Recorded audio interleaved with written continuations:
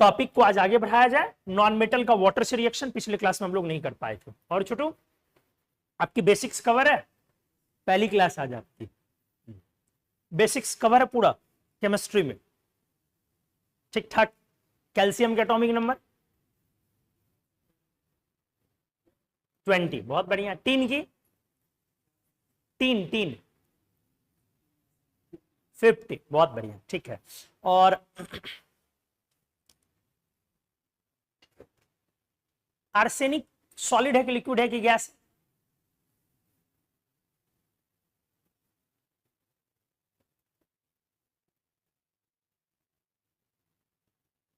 कोई नहीं, सीख लेंगे हम लोग, ठीक है। पीछे जो भी आपके क्लासेस मिस हुए हैं वीडियो से आप करना एक तरफ से स्टार्ट करें। चल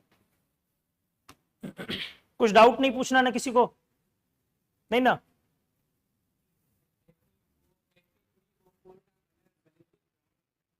Fe3O4 एक कलर लिखना हो तो ब्राउन लिख सकते हो, लेकिन डार्क ब्राउन लिखो, जिसको कि आप कह सकते हैं ब्लैकिश ब्राउन, ठीक है। लेकिन ज्यादा सटीक है क्या लिखना, डार्क ब्राउन लिखो, वो ज्यादा सटीक, क्योंकि FeO ब्लैक होता और Fe2O3 ब्राउन होता। चलो तो अपना आज का रिएक्शन है,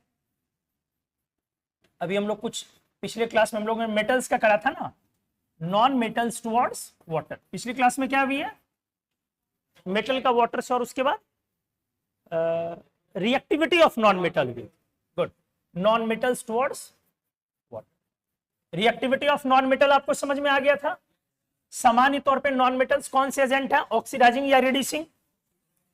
ऑक्सीडाइजिंग, अगर एक लाइन में बोली जाए, क्योंकि ऑक्सीडाइजिंग एजेंट का मतलब होता है गेन ऑफ इलेक्ट्रॉन, और मेटल्स कौन एजेंट है, क्योंकि रिड्यूसिंग एजेंट का मतलब होता है लॉस ऑफ इलेक्ट्रॉन। और मेटल अपने किस कैरेक्टरिस्टिक्स के लिए जाना जाता है, इलेक्ट्रॉन लॉस के लिए, और नॉन मेटल अपने किस कैरेक्टरिस्टिक्स के लिए जाना जाता है, गेन के लिए। लेकिन भले ही ये गेन और लॉस का कैरेक्टर है, हमें ये समझ में आ रहा है कि ये सिर्फ गेन और लॉस का खेल नहीं है, उसके साथ हीट ऑफ एटोमाइजेशन का भी खेल है, उसके साथ आयोनाइजेशन एनर्जी या इलेक्ट्रॉन एफिनिटी का भी है रोल, और साथ में हीट ऑफ हाइड्रेशन का भी।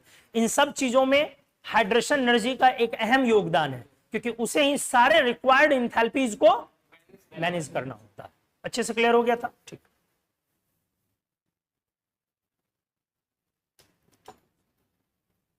रिएक्टिविटी ऑफ मेटल्स में क्या पॉइंट था, जो मेटल्स है हमारे वो रिड्यूसिंग एजेंट है, और strong reducing agent, strongest reducing agent में किस ब्लॉक के एलिमेंट्स आ रहे थे, एस ब्लॉक एंड एल्यूमिनियम, था ना। मॉडरेटली रिएक्टिव में या गुड रिड्यूसिंग एजेंट में कौन काउंट हो रहे थे, 3D सीरीज वाली कॉपर को छोड़ के एंड टिन लेड। और नोबल मेटल्स में कौन काउंट हो रहा था, 4D 5D सीरीज के मोस्ट ऑफ ऑल एलिमेंट्स, नहीं कैडमियम को छोड़ के, क्योंकि कैडमियम रिएक्टिव में ऊपर में जा रहा था, यही था ना पॉइंट। नॉन मेटल्स में ऑक्सीडाइजिंग एजेंट में जो सीरीज थी उसमें सबसे पावरफुल कौन थी, फ्लोरीन, देन आफ्टर ओजोन, फिर ऑक्सीजन, फिर क्लोरीन, फिर ब्रोमीन एंड फिर आयोडीन, था ना। बॉन्ड एनर्जी किधर की तरफ ज्यादा है, नहीं किसी भी ग्रुप में अगर मैं बॉन्ड एनर्जी की बात करूं कभी भी, नीचे या ऊपर, ऊपर, सेल छोटे होने से, ये पॉइंट है, ठीक है। चलिए अब नॉन मेटल की वाटर से रिएक्शन, जितना वाइडली मेटल्स वाटर से रिएक्शन के लिए नोन है, उतना नॉन मेटल वाटर से रिएक्शन के लिए नोन या पॉपुलर नहीं है। मेटल में हमने देखा कि बहुत सारे मेटल्स वाटर से रिएक्शन कर जा रहे थे, जो हाइड्रोजन से इलेक्ट्रोकेमिकल सीरीज में कहां थी, ऊपर थी।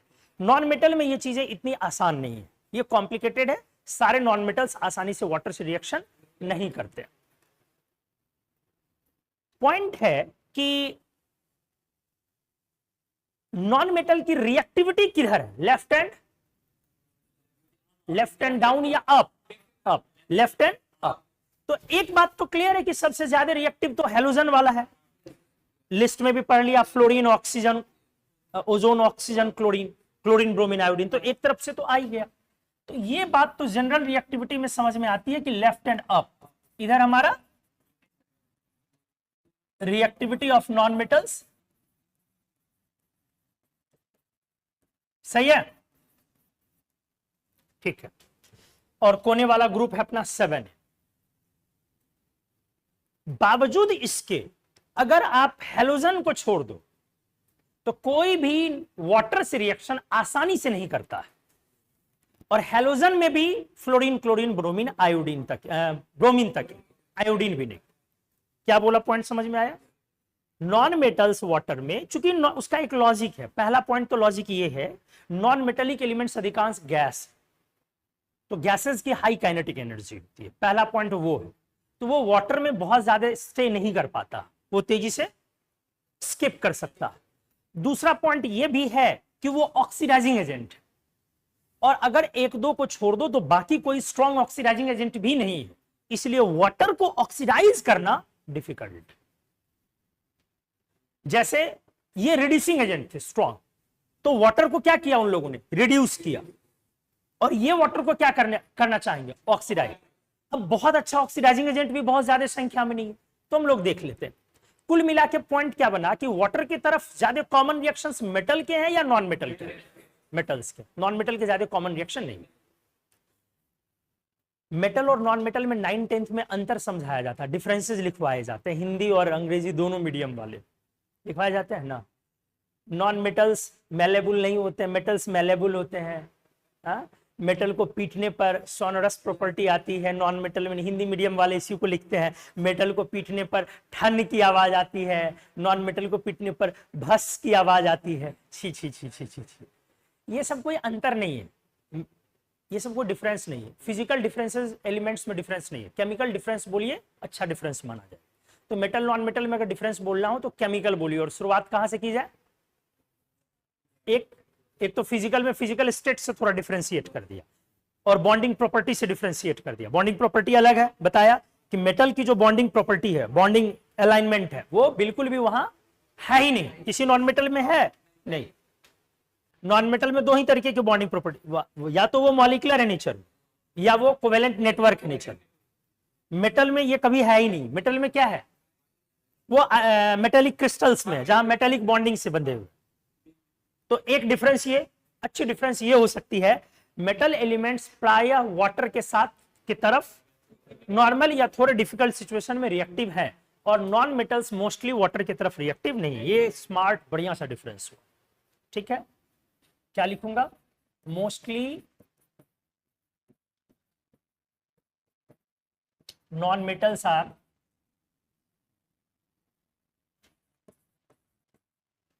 हाँ, non metals and their allotropes भी लिख सकते हैं।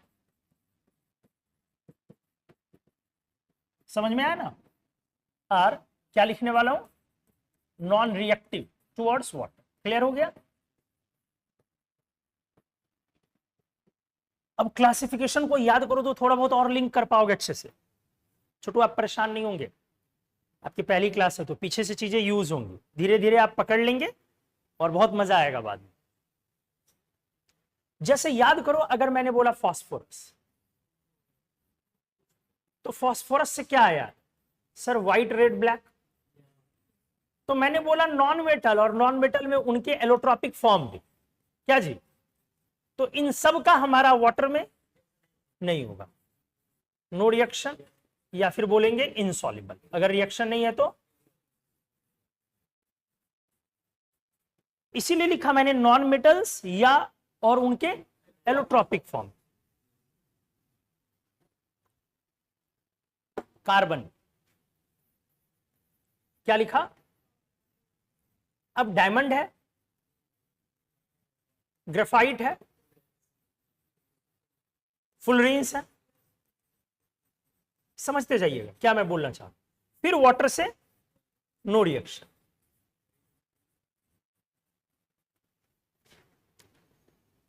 लेकिन अंग्रेजी में एक शब्द है, कौन सा? अगर आपने एमॉर्फस कार्बन लिया, तो हमने आपको बताया था, याद करो,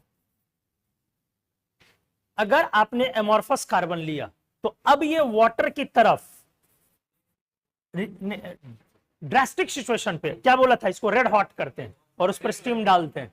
कौन वाली? भाप अंगार गैस, CO+H2। तब ये रिएक्शन जा सकता है। हाँ, कंडीशंस कैसे हैं, थोड़े से डिफिकल्ट, थोड़े से ड्रास्टिक कंडीशन। इसीलिए हमने बोला एलोट्रॉपिक फॉर्म्स पर जब जाएंगे तो चीजें थोड़ी क्या हो सकती है, बदल सकती है, लेकिन अधिकांश तब भी क्या है, नॉन मेटल्स रिएक्टिव। तो इनसॉल्युबल, यहां पे वो सॉल्युबल हुआ कि इनसॉल्युबल, ऊपर वाले में रिएक्शन नहीं किया, लेकिन कई बार रिएक्शन करके नहीं करके भी सॉल्युबल हो सकता है ना, तो रिएक्शन अलग चीज और सॉल्युबिलिटी अलग चीज। आप दीजिए एग्जांपल, मैं क्यों दूं?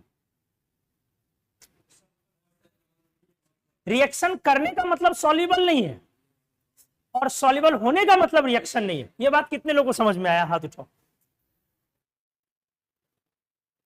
जबरदस्ती हाथ उठाई हो, अभी पूछ लिया जाएगा। अच्छा एग्जाम्पल सोच रहे हैं, सोचिए क्या पूछा मैंने, एग्जाम्पल सोच लो, एग्जाम्पल से क्लियर करोगे। रिएक्शन करने का मतलब सॉल्युबल होना नहीं है, वाटर से रिएक्शन करने का मतलब, और सॉल्युबल हो जाने का मतलब यह भी नहीं है कि रिएक्शन हो गया। अच्छे से सोचो, कोई हड़बड़ी नहीं है, चाय है मेरे पास और चाय अच्छी भी है।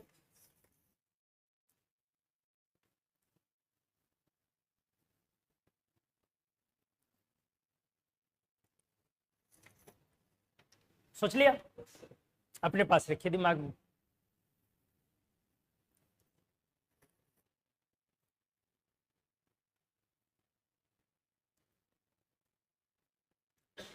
आपने अभी तक नहीं किया पीछे का कवर, कैसे काम चलेगा? इतना अगर धीरे चलेंगे, हर दिन एक क्लास हो रही है।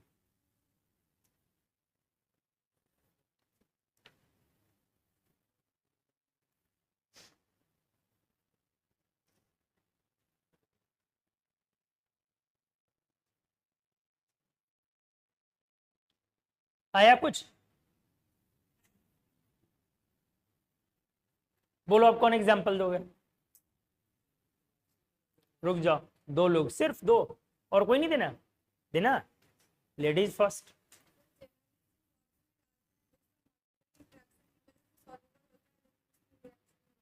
जेनन को वाटर में डाला तो मॉलिक्यूलर इंटरेक्शन के कारण सॉल्युबल हुआ बट रिएक्शन नहीं हुआ। ठीक है, तो आपने इसका एग्जांपल दे दिया। सॉल्युबल होने का ये मतलब नहीं है कि रिएक्शन हो ही। अब आपको किसका एग्जांपल लेना है? रिएक्शन किया, इसका ये मतलब नहीं है कि सॉल्युबल हो ही।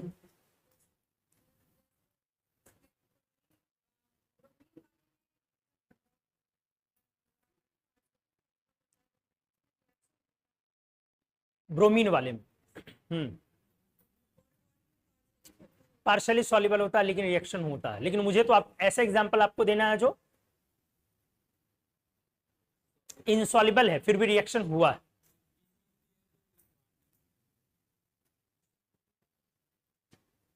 आपने कब वो ऐसा एग्जांपल दिया जिसमें पार्शियली सॉल्युबल वाला, कैसा देना है? रिएक्शन हुआ है लेकिन इनसॉल्युबल है। बैठिए बैठिए, बहुत बढ़िया, लेकिन यहां तक आपने जवाब दिया। क्या Ag2S प्लस वाटर रिएक्शन होता है यहाँ, वो ब्लैक पीपीटी ज्ञान है लेकिन सर अलाइन नहीं है। हाँ बोलिए छोटू, आप भी बोलो बोलो। हाँ बोलो, सॉल्युबल वाला बता सकते, इनसॉल्युबल वाला नहीं।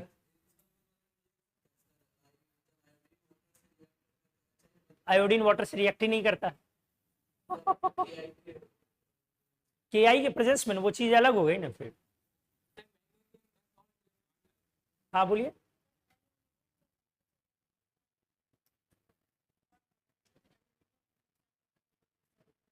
बहुत बढ़िया, शानदार। अगर मेरे पास अभी पैसा होता तो हम आपको इनाम में देते, सिर्फ 10 रुपए है। 10 रुपए से आपका काम चलेगा नहीं, समोसा भी नहीं आता है। बहुत बढ़िया, वेरी गुड, अच्छा एग्जाम्पल दी। क्या एग्जाम्पल हुआ? और तुम क्या कह रहे थे? नहीं, उसके बाद अभी मैग्नीशियम, वो भी एग्जाम्पल हो सकता है। एल्यूमिनियम हो या मैग्नीशियम, सोचो ना, जो जो हॉट वाटर से रिएक्शन किया था मेटल में, वहां क्या हुआ था? सब इनसॉल्युबल हुआ। मैं समझा रहा हूं एक बार इसको, मैंने क्या बोला है। देखो, दिमाग काम करना जरूरी है, सही होना जरूरी नहीं। भाई क्लिक कर रहा है कि नहीं, हम क्या कर रहे हैं, करवा रहे हैं, और ये सब सोचने और डिस्कशन से ही होता। क्योंकि मैंने कितना अच्छा चीज पॉइंट, और Ag2S पे आपको इसलिए नहीं जाना था क्योंकि मैं एलिमेंट की बात कर रहा था। ध्यान से देखो, मैंने आपसे पहला पहला बोला कि सॉल्युबल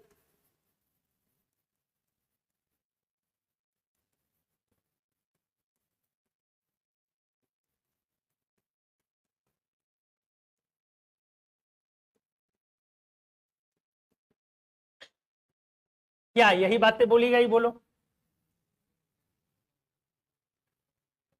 यही ना बोला गया? सारी बातें किसके लिए बोली जा रही है? वाटर किसके लिए? एलिमेंट्स के। और दूसरा पॉइंट आपने क्या बोला?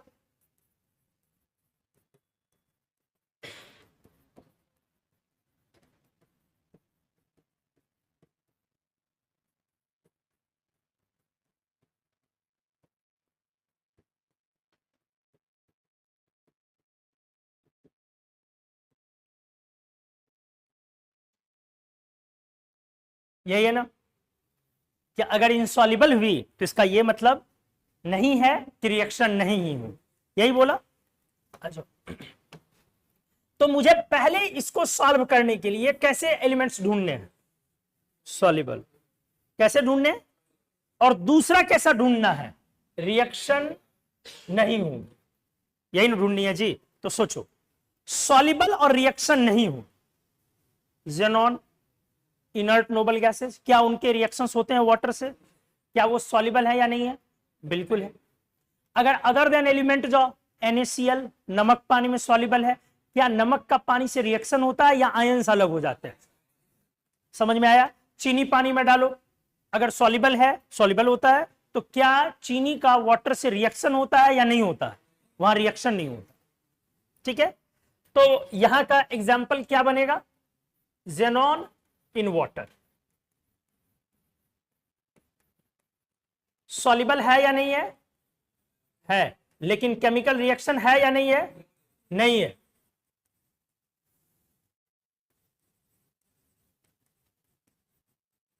है जी? नहीं है। तो सॉल्युबिलिटी किस वजह से है बता दो?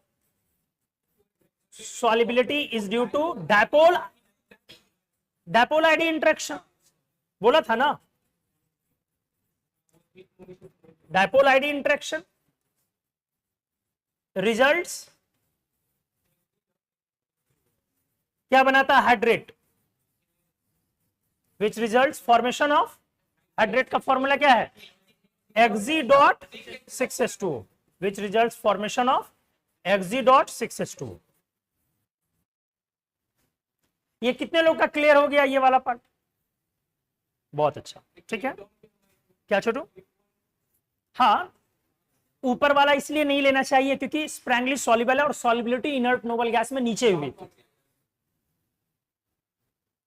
आपने इनऑर्गेनिक में जो शुरू में पार्ट पढ़ा है ना, ये इनऑर्गेनिक का one of the most difficult part, इसलिए यहां से इनऑर्गेनिक का परसेप्शन आप तैयार नहीं कर सकते। जो शुरुआत के अभी तक क्लासेस हुए हैं 8, 9, 10 जो भी हो रही है, ये इनऑर्गेनिक के मोस्ट डिफिकल्ट पार्ट में से एक। तो यहां से आप अपने आप को जज नहीं कर सकते हैं कि मुझे इनऑर्गेनिक आगे समझ में आएगी कि नहीं आएगी। क्लियर है? ये याद नहीं रहती तो इसका ये मतलब नहीं कि आगे याद रहेगा कि नहीं रहेगा, क्योंकि यहां पर बहुत ज्यादा वेरिएशन है। ये वो वाली पार्ट है जो कोई पढ़ता ही नहीं है। क्लियर बोला? ब्लॉक वाला पार्ट है ये, इसलिए यहां से जज ना करें, ना खुद को और ना सब्जेक्ट। अब आ जाओ इस तरफ। यहां का एग्जांपल लेने के लिए पहले मुझे क्या लेना पड़ेगा? और इनसॉल्युबल का मतलब तो आप समझ गए कि ये नहीं है, समझ गए? इनसॉल्युबल। और दूसरा पॉइंट फिर क्या लेना है? रिएक्शन नहीं होगी, ये नहीं है, मतलब रिएक्शन होगी, मतलब रिएक्शन होगी। तो इनसॉल्युबल लेना है और plus that is reaction will occur, ऐसा लेना है ना जी। तो पहले वाटर से रिएक्शन करके इनसॉल्युबल होना है, ऐसा लेना है। एल्यूमिनियम, मैग्नीशियम, जिंक, याद आया? एस ब्लॉक छोड़ के बेरिलियम, मैग्नीशियम उसमें भी हट गया फिर। तो जो जो कोल्ड वाटर से रिएक्शन करता था या हॉट से, हॉट से, क्योंकि कोल्ड वाटर तो सॉल्युबल होता था, मुझे लेना कैसा है? एस ब्लॉक के हाइड्रोक्साइड सॉल्युबल होते थे, तो मुझे लेना पड़ेगा। तो मैं आपको खुद ही बोलता हूं, आप बताइए क्या सोडियम लूं इसका एग्जाम्पल में? नहीं। समझ में आया? अच्छा, क्या मैं लेड लूं? ले सकते हैं या नहीं ले सकते? लेड ले सकते हैं। SnP ब्लॉक सब ऊपर था तो लेड भी ऊपर था। अच्छा, कॉपर ले सकते हैं या नहीं ले सकते? रुको 1 मिनट, सोच लो, किसी को बोलना नहीं, जिससे पूछूंगा उसी को बोलना। अभी ये एग्जाम्पल करवाने के लिए मुझे कॉपर लेनी है या नहीं लेनी?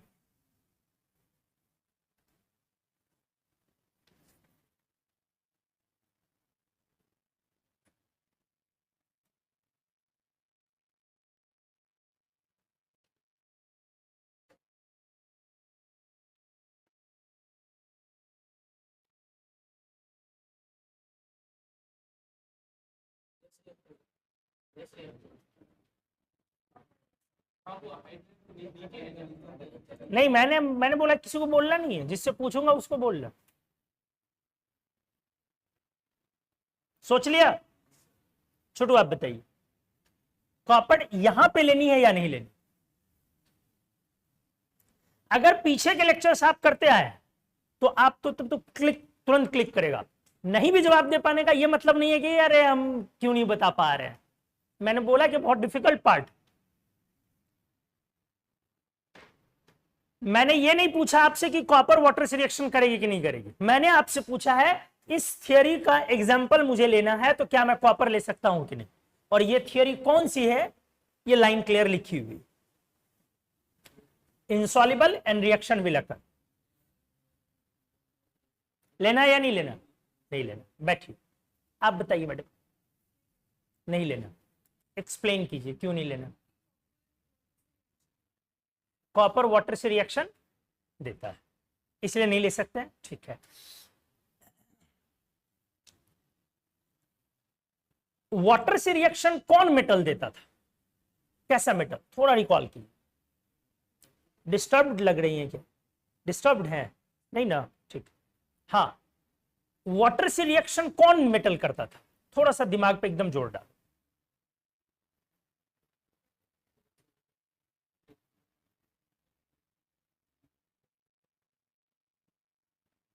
ठीक से, आराम से, कोई दिक्कत नहीं। किस तरह के मेटल्स वाटर से रिएक्शन करते थे, ये मैं कैसे याद रखूं, ये मैंने आपसे पूछा। कौन वाटर से रिएक्शन करेगा और कौन नहीं करेगा, इसके लिए हमने क्या सीखा था कि कैसे डिसाइड करें।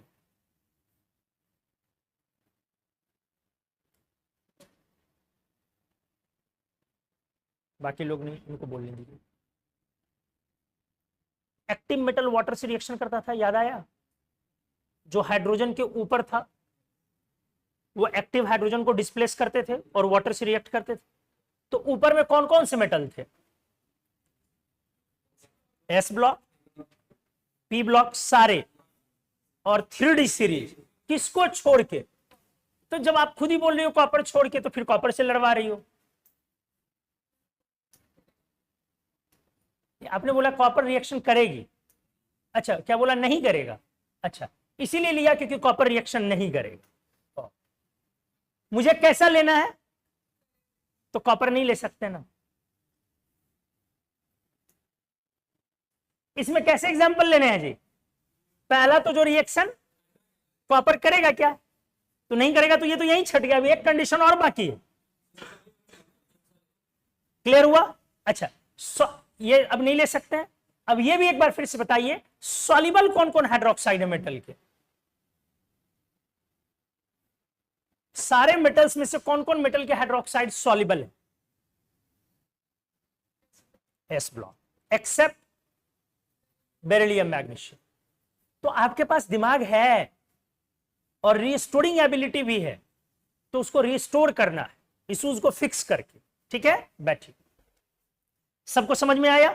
कॉपर यहां पर मैं क्यों नहीं ले सकता हूं? क्योंकि कॉपर रिएक्शन नहीं करेगी। लेकिन मुझे लेना कैसा है? अब ये पॉइंट तो यहीं पे छट गया। सोडियम क्यों नहीं ले सकते हैं? ध्यान से, क्योंकि ये रिएक्शन करेगी तो हम ले सकते थे, लेकिन वो NaOH बनाएगी जो सॉल्युबल है। मुझे लेना कैसा था? अब समझ में आया अच्छे से? ये वाला कहां पे छटा? रिएक्शन नहीं करने के कारण। ये वाली कहां छट गई? सॉल्युबल होने की वजह से। तो अब इन लोगों में ये सारे हॉट वाटर से रिएक्शन होंगे ना। अब देख लो, AlOH होल 3 बना, क्या रहेगा ये? इनसॉल्युबल। MgOH होल 2 बना, क्या रहेगा ये? इनसॉल्युबल। ZnOH होल 2 बना, क्या रहेगा ये भी? इनसॉल्युबल। PbOH होल 2 बना, क्या रहेगा ये भी इनसॉल्युबल प्लस हाइड्रोजन गैस, वो अलग बात। तो क्या मैं आपको सिखा रहा था, फिर से देखो, मैं आपको बता रहा था कि नॉन मेटल जो वाटर से रिएक्शन करेंगे, एलिमेंट्री चीजें सीख रहे हैं। हमने बोला अधिकांश नॉन मेटल्स और उनके एलोट्रॉप्स वाटर की तरफ रिएक्टिव नहीं होते, मोस्टली लिखा है ऑल नहीं, ठीक है। और हमने दिखाया कि फास्फोरस का कोई भी एलोट्रॉप उठाओ नहीं करेगा, कार्बन के भी कई सारे एलोट्रॉप्स नहीं करेंगे, लेकिन एमॉर्फस कार्बन अगर लेते हो वो वाटर से एक ड्रास्टिक डिफिकल्ट सिचुएशन पर रिएक्शन कर पाता। फिर हमने आपको बताया कि ऐसा आपको बिल्कुल नहीं समझना है कि नॉन मेटल वाटर से रिएक्शन नहीं करेगा, इसका मतलब अगर मुझे कोई पूछ दे कि नॉन मेटल पानी में सॉल्युबल है कि इनसॉल्युबल, तो मैं तुरंत क्या बोल दूं, इनसॉल्युबल। ये सही होगा कि गलत होगा? गलत होगा, क्योंकि हमने देखा इस चीज को कि वाटर से जो रिएक्शन नहीं करता है वो भी कई बार सॉल्युबल हो जाते हैं। और उसका सबसे अच्छा एग्जांपल हम नोबल गैसेस में सबसे नीचे वाला ले सकते हैं जहां सॉल्युबिलिटी ज्यादा, जेनॉन रेडॉन वगैरह। इसीलिए हमने आपको ये दो चीजें क्लियर करी कि भाई कभी अगर कोई एलिमेंट या कंपाउंड की मैं बात करता हूं कि अगर वो सॉल्युबल है तो इसका यह मतलब नहीं है कि रिएक्शन होना ही नहीं है।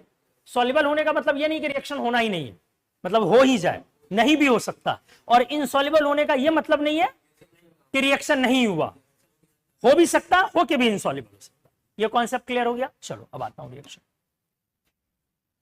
अब पहला चलते हैं हम लोग हेलोजेंस, जो आपने पहले पढ़ा भी है, पढ़ा ना जी, ठीक। Fluorine, chlorine, bromine, iodine. Fluorine किस वाटर से रिएक्ट किया था? कोल्ड से। क्या बना था? HF plus O2 with some amount of O3। किसी को जानना है तो जान लो, इसमें बीच में OF2 के भी बनने के चांसेस होते हैं। OF2 is not oxide, OF2 is fluoride. Fluoride neutral oxide नहीं है, फ्लोराइड बताया था। इसमें बीच में OF2 के भी बनने के चांसेस होते हैं जो अनस्टेबल होता है, बट ध्यान देना नहीं है। और ये रिएक्शन की जो डेल्टा H है वो लार्ज नेगेटिव। लार्ज, इसका क्या मतलब हुआ? ये रिएक्शन वॉलेंट है एंड फ्लोरीन इस तरीके से क्या कहलाएगा? एक्सट्रीमली सॉल्युबल ना, एक्सट्रीमली। पढ़े हो ना रिएक्शन, फिर भी चलो अभी बता दिया, एक जगह कलेक्ट कर रहे हैं। Extremely soluble in water. ध्यान से देखिए, हमने आपको बताया था कि फ्लोरीन अगर मॉइस्चर में भी फ्लोरीन आ जाए कांटेक्ट में तो वो थोड़ा वायलेंट हो जाता है, अगर मॉइस्चर के भी कांटेक्ट में है। यहां तो हम पूरा का पूरा पानी दे रहे हैं। अब इस रिएक्शन को एक बार हम एनालाइज करते हैं। ए नंबर में लिख ही दिया फ्लोरीन, बाकी को प्लीज अच्छे से, क्योंकि अब थोड़ा थोड़ा केमिस्ट्री हम लोग सीखे हैं, इसलिए इसमें बहुत कुछ एनालाइज करने लायक। क्या आप ये कह सकते हो कि इसमें वाटर का ऑक्सीडेशन हुआ या रिडक्शन? अच्छे से सोचिए, बोलना नहीं है।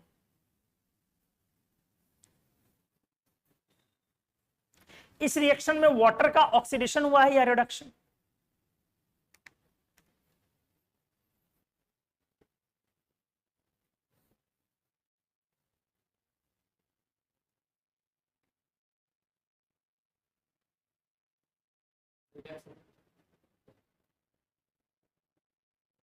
रिडक्शन।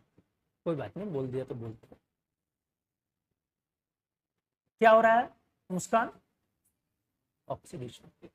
क्या हो रहा है दिव्या? ऑक्सीडेशन। पीयू? रिडक्शन।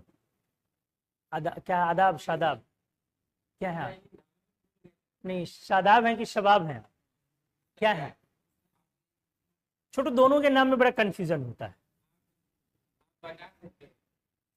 हाँ, अब नाम तुम दोनों का आज बदल दिया जाए। नहीं, एक्सपीरियंस से नहीं बताना, आज से तुम दोनों का नाम ही बदला जा रहा है। दोनों जुड़वा भाई हो? अच्छा, ट्विंस नहीं हो, छोटे बड़े हो? अच्छा, कौन बड़ा है? तुम बड़े हो, तो क्या नाम रख दिया जाए? कुछ नाम रखना चाहिए दोनों का। अच्छा, सोच के आएंगे अगले दिन, तब रखेंगे। क्या होगा? ऑक्सीडेशन या रिडक्शन? ऑक्सीडेशन। ऑक्सीडेशन। कितने लोगों को लग रहा है ऑक्सीडेशन? हाथ उठाओ। ज्यादातर लोगों को लग रहा है। ऑक्सीडेशन स्टेट ही ना चेक करना भैया, तो वाटर का हमने पूछा, तो वाटर में पहले दो ही एलिमेंट है, हाइड्रोजन और ऑक्सीजन, तो H की ऑक्सीडेशन स्टेट क्या है, +2 है। मुंह में छतवा घुसा देंगे, पूरा खोल देंगे, समझ रहे हो क्या होगा उसके बाद, हमारा छतवे ना जाएगा बे। अपना स्ट्रक्चर सोच कैसा है, 2 डिकाहाइड्रल बन जाएगा, +2 +1 होगा ना, तो H की है +1 और यहां H की कितनी, +1, तो H से कुछ नहीं हुआ। O की कितनी है, -2, यहां O की कितनी है, 0, -2 0 में गया, ऑक्सीडेशन। क्लियर हो गया। तो आप ये समझे, आप इसको क्या कह सकते हैं, ऑक्सीडेशन ऑफ वाटर। बोलो क्या बोल सकते हो, ऑक्सीडेशन ऑफ वाटर। ध्यान से, आप अगर ध्यान दें, आपने जिस भी मेटल का वाटर से रिएक्शन किया है, जो वाटर से रिएक्ट कर गया है, एक्टिव मेटल ना, जब ये वाटर से रिएक्ट कर रहा था तो कौन सी गैस रिलीज हो रही थी, कितना प्यारा रिएक्शन है, क्या नहीं कि रिलीज हो रहा था। अच्छा, तो यहां पे हाइड्रोजन कितने में है, यहां पे कितने में है, तो वाटर का ऑक्सीडेशन हो रहा था या रिडक्शन, क्या हो रहा था जी, रिडक्शन हो रहा था वाटर का, और कौन कर रहा था ये, मेटल। तो मेटल हमारा इसीलिए कौन एजेंट था, रिड्यूसिंग एजेंट, क्योंकि वो दूसरे को रिड्यूस कर रहा। तो हमने तो पढ़ा ही है कि मेटल रिड्यूसिंग एजेंट होते हैं। सेट हो गया, क्लियर हो गया। तो ये हमारा कौन एजेंट हो गया, तो मेटल्स आर रिड्यूसिंग एजेंट। तो ये मेरी लाइन भी थी और हमने उसको एक्सप्लेन भी किया। अब मैं यहां आता हूं, हमारी लाइन है non metals are oxidising agent, non metals are, ये हमारी लाइन है, बोलो ठीक है। तो ऑक्सीडेशन ऑफ वाटर हुआ, इसका यहां साफ मतलब है कि कौन ऑक्सीडाइजिंग एजेंट है, क्लोरीन इज ऑक्सीडाइजिंग एजेंट। ये तजुर्बे से बोल रहे हो या रिएक्शन से बोल रहे हो, नहीं तजुर्बे से नहीं बोल रहे, ये पहले रिएक्शन से बोला, इस रिएक्शन से बोला, बाकी अपना तजर्बा भी क्या कह रहा है, फ्लोरीन ऑक्सीडाइजिंग एजेंट है। अपना तजर्बा पहले भी क्या कह रहा था, मेटल रिड्यूसिंग एजेंट है, और इस रिएक्शन में भी मेटल क्या रहा। सर ये कौन सी बड़ी बात है, क्यों आप इस बात को इतना समझाना चाह रहे हैं, क्योंकि अगले नॉन मेटल का रिएक्शन आपको देखना। सेकंड नंबर पे है, अगर मैंने लिया है क्लोरीन, क्या लिया, क्लोरीन।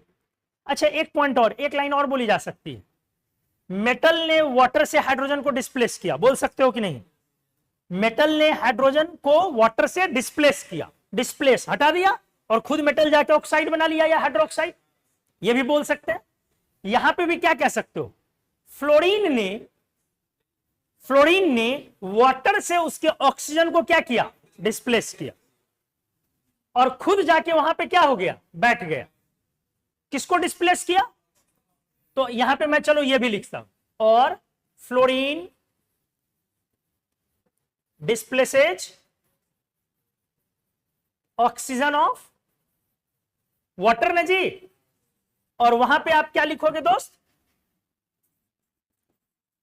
मेटल्स, कौन से metal, active metal, metal displaces hydrogen, किसका जी, प्लीज अच्छे से समझिए, प्लीज, बहुत बढ़िया चीज डिस्कस होने जा रही है, आउट ऑफ द बॉक्स चीजें निकल के आएंगी।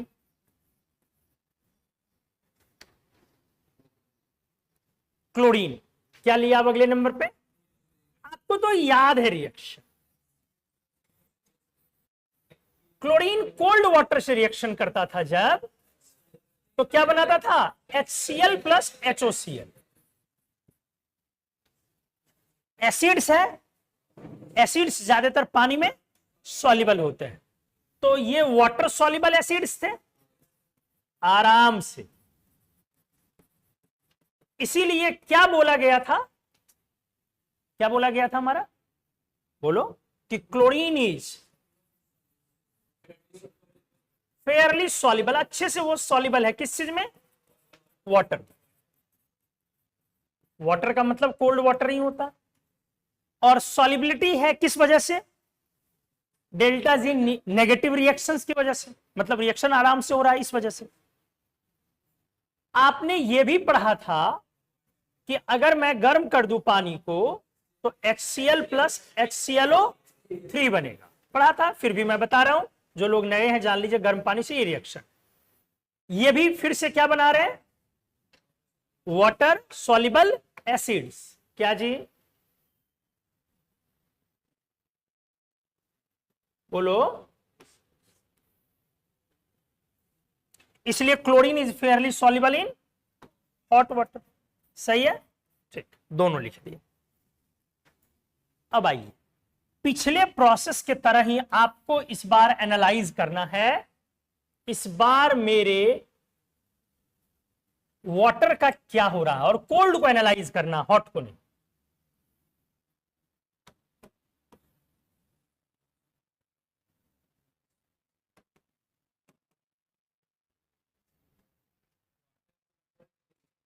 क्या आप ये कह सकते हो या नहीं, क्लोरीन डिस्प्लेसेज ऑक्सीजन फ्रॉम वाटर? बोलो, ये लाइन कह सकते हो कि नहीं, कह सकते हो? नहीं कह सकते।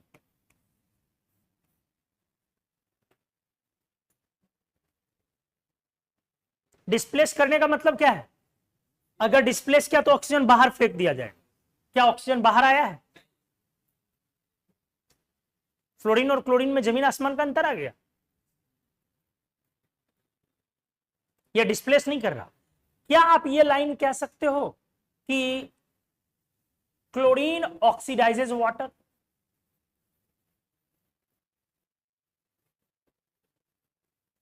जैसे वहां पर था एक्टिव मेटल रिड्यूसेज वाटर, क्या यहां ये लाइन बोल सकते हो कि क्लोरीन ऑक्सीडाइजेज वाटर?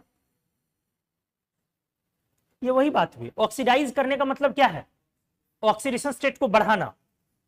तो किसकी ऑक्सीडेशन स्टेट बढ़ सकती थी, ऑक्सीजन की, क्योंकि वो माइनस में है, हाइड्रोजन का तो फिक्स होता है +1, तो -1 -2 को क्या बढ़ा के 0 में लाया, क्या नहीं लाया। इसका मतलब ये लाइन भी अपन बोल सकते हैं कि नहीं, जबकि ये दोनों लाइन किसके केस में बोली जा सकती थी, समझिए बात। अगर क्वेश्चन ये दिया गया इनमें से कौन वाटर से रिएक्शन करता है, A fluorine B chlorine C A B both, तो सी होगा। लेकिन अगर क्वेश्चन ये आया इनमें से कौन वाटर को डिस्प्लेस करता है, सिर्फ फ्लोरीन आएगा, क्लोरीन नहीं आएगा। क्वेश्चन ये आया इनमें से कौन वाटर को ऑक्सीडाइज करता है, सिर्फ ऑक्सीडाइज करता है, तो फिर फ्लोरीन है। ये डिस्प्रपोर्शन में जाता है, ऑक्सीडाइज रिड्यूस दोनों प्रोसेस एक साथ हो रहा, और वाटर को नहीं कर रहा, दैट टू खुद का हो रहा, उसका वाटर को तो कर ही नहीं रहा ऑक्सीडाइज, क्योंकि वाटर को ऑक्सीडाइज करने का मतलब है -2 का बढ़ना, वो तो बढ़ ही नहीं रहा ना। क्या आपको फ्लोरीन और क्लोरीन के रिएक्शन पैटर्न में समझ में आया? अब समझते हैं एक बात, पहले ये क्लियर होगी अच्छे से। पीरियोडिक टेबल में अकेला एलिमेंट है कौन, फ्लोरीन, जो वाटर को ऑक्सीडाइज करता।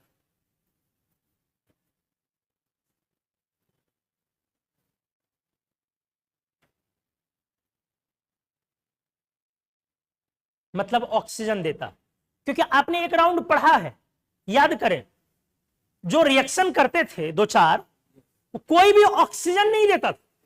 सल्फर अगर हॉट वाटर से रिएक्ट किया भी था तो क्या बना था, H2S + SO2। आपको समझ में आ रहा है कि आपका मैं रिवीजन भी करवा रहा हूं, दूसरी बार पढ़ रहे हैं उसी चीज को आप, इसीलिए मैंने बोला इनऑर्गेनिक में ये टेंशन नहीं लेना है, याद कैसे रहेगा। कोई भी चीज जो इंपॉर्टेंट है उसको इतने दफे मैं रिपीट करवाऊंगा, भूलते भूलते इतना तो मिनिमम याद रह ही जाएगा कि एग्जाम में बिना पेन लगाए आप सॉल्व कर सकते हो इनऑर्गेनिक। वो मेरा काम है, मेरे पे छोड़ दीजिए। तो सल्फर हॉट वाटर से रिएक्शन करता था, लेकिन क्या वहां पे O2 मिलती थी? नहीं मिलती थी, वहां भी O2 नहीं मिलता था। तो O2 मिलने का केस नॉन मेटल में एक सिंगल है, कौन वाला है दोस्त, कौन वाला है बेटा, फ्लोरीन वाला, और कहीं नहीं। मतलब फ्लोरीन क्या लिखेंगे एक लाइन हम लोग, fluorine is the only non metal which displaces oxygen from water और विच ऑक्सीडाइजेज वाटर। क्लियर हो गया अच्छे से? तो मैं यहां पे एक तरह से लिखता हूं, यहां एक लाइन इस तरह से, fluorine is the only non metal which displaces, बोलो सही है ना, ऑक्सीजन फ्रॉम वाटर। बोलो। तो इस तरह से अगर आपको अब बोला जाए कि मेटल वर्सेस नॉन मेटल को परिभाषित करना भाई, तो एक बहुत शानदार क्या डेफिनेशन दे सकते हो, बहुत सारे मेटल ऐसे हैं जो वाटर से उसका हाइड्रोजन डिस्प्लेस कर सकते हैं। Many of the metals are able to क्या जी, डिस्प्लेस क्या, हाइड्रोजन ऑफ वाटर। इसमें क्या डेफिनेशन दे सकते हो, वेरी, छोड़ो ना, except fluorine, none of the non-metals oxidizes water। Clear है ना, डिस्प्लेसेस, एबल टू डिस्प्लेस या रिड्यूस कह सकते हो, यहां पे हुआ ऑक्सीडाइजेज। क्लियर हो गया अच्छे से डेफिनेशन? कितने लोग को ये समझ में आया ये डेफिनेशन दोनों का? गुड, बहुत बढ़िया। ये बढ़िया सा प्यारा सा स्मार्ट एक डेफिनेशन, डिफरेंस क्रिएट किया। ठीक है, अब एक बात बताता हूं फिर से, अगर तरीके से फ्लोरीन वाटर से रिएक्शन किया तो HF+O2 बनाया, बोलो एक्सपेक्टेड या इट हैपेंस, बोलो। क्लोरीन प्लस वाटर अगर मैंने रिएक्शन लिखा, अब एक्सपेक्टेड या हैपेंस, एक्सपेक्टेड लिख रहा हूं, तो एक्सपेक्टेड क्या लिखनी चाहिए थी, क्या लिखनी चाहिए थी? अच्छे से सीखिए ना जी, बहुत मजेदार चीज बता रहे हैं। अरे यही ना लिखनी चाहिए भाई, हम लोग भाई भाई हैं, एक ग्रुप के एलिमेंट हैं, जस्ट ऊपर नीचे के हैं। तू भी स्ट्रॉन्ग ऑक्सीडाइजिंग एजेंट है, मैं भी स्ट्रॉन्ग ऑक्सीडाइजिंग एजेंट हूं। क्लोरीन क्या वीक है जी? पढ़ा ना हमने, क्लोरीन स्ट्रॉन्ग ऑक्सीडाइजिंग एजेंट। तू भी हाईली रिएक्टिव है, मैं भी हाईली रिएक्टिव हूं। तो तेरा अगर HF+O2 हो रहा है तो मेरा भी HCl+O2 होना चाहिए। अब दोनों रिएक्शन में ऊपर वाले रिएक्शन की जो मेरी डेल्टा जी है वो नेगेटिव है या पॉजिटिव है? नेगेटिव है। और नीचे वाली रिएक्शन की जो मेरी डेल्टा जी है वो नेगेटिव होगी कि पॉजिटिव होगी? इसीलिए तो रिएक्शन होगी या नहीं होगी? डेल्टा जी पॉजिटिव का मतलब रिएक्शन नहीं होगी। समझिए, क्लियर हो गया? कभी भी डेल्टा जी अगर पॉजिटिव है तो वो रिएक्शन नहीं हो सकती। फिर डेल्टा जी नेगेटिव करवाने के लिए जो करवाना आप करवाइए, वो अलग मुद्दा। इसीलिए इस रिएक्शन को जब हम उलटते हैं ना, तो उल्टा, रिवर्स जब करवाते हैं तो उसकी डेल्टा जी नेगेटिव हो गई। कुछ आया समझ में? उलट दो, इधर से उधर पॉजिटिव, क्योंकि पैटर्न पे बनाया तो पॉजिटिव है, नहीं हो रही रिएक्शन। तो उल्टा देखो, उल्टा वाले में डेल्टा जी नेगेटिव, मतलब रिएक्शन होगी या नहीं होगी? होगी। हां, लेकिन स्टिल ये स्लो रिएक्शन, नेगेटिव है मतलब रिएक्शन हो रही है, फिर भी ये रिएक्शन कैसी है? स्लो। तो उल्टा वाले रिएक्शन का इस्तेमाल किया जाता है क्लोरीन बनाने में। क्या बनाने में? क्लोरीन एक इंपॉर्टेंट एलिमेंट है हमारे लिए, एलिमेंटल फॉर्म में भी इंपॉर्टेंट हमारे लिए, और सॉल्ट फॉर्म में भी इंपॉर्टेंट है हमारे लिए, एसिड फॉर्म में भी इंपॉर्टेंट हमारे लिए। इतना तो समझते ही हैं। हम लोग HCl का भरपूर यूज करते हैं डेली लाइफ में, हम लोग डेटॉल यूज करते हैं, हम लोग क्लोरोक्स यूज करते हैं, हाइपोटोस यूज करते हैं, डोमेस्टॉस यूज करते हैं, जिसको आप कह सकते हैं हम लोग वो लाइजोल यूज करते हैं। समझ में आया? ये क्लियर हुआ? क्योंकि ये सब क्लोरीनेटेड प्रोडक्ट है, NaOCl। डोमेस्टोस, हाइपोटोस, ये सब हम लोग उसका नाम बोलते हैं कॉमन नेम है। खैर एनीवेज, तो वो जो होता है, जो आप लाइजोल यूज कर रहे हैं, वो क्या है, NaOCl का डाइल्यूट सॉल्यूशन।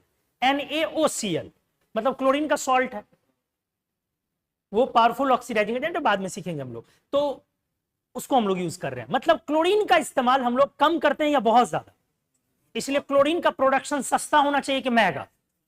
सस्ता। HCl कैसी एसिड होगी, सस्ती होगी कि महंगी एसिड होगी?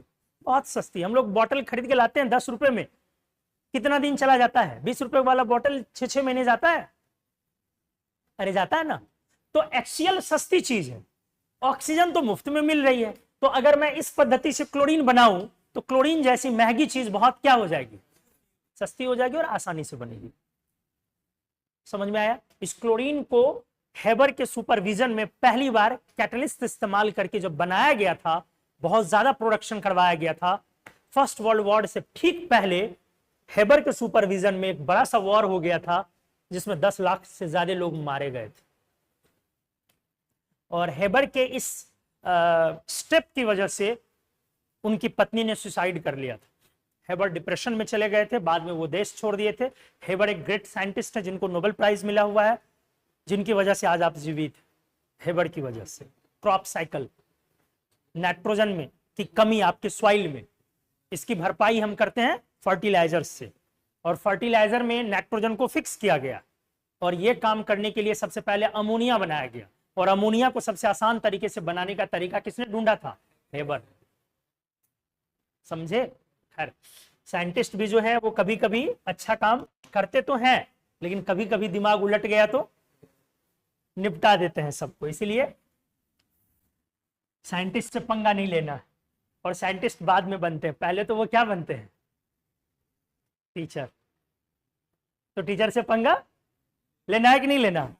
नहीं लेना, वरना पढ़ा देंगे कभी यहाँ पर डेल्टा जी क्या है, पॉजिटिव। अरे नहीं पता, अरे यही रिएक्शन होती है। नहीं सर ये नहीं, अरे गधा नहीं मालूम है यही होती है। हो गया तुम्हारा कल्याण, +4 की जगह लाओगे -5। तो आ जाओ, इस तरह से ये रिएक्शन करवा दिया क्लोरीन, सॉरी HCl की किससे? O2 से। ध्यान से, क्या बन गया अपना? बोलो, Cl2 और प्लस H2। ये एक स्लो रिएक्शन है, रिएक्शन होती है लेकिन रिएक्शन कैसी है? इसीलिए इसमें हीटेड CuCl2 नाम का कैटलिस्ट डाला गया। आपसे एग्जाम में पूछेगा,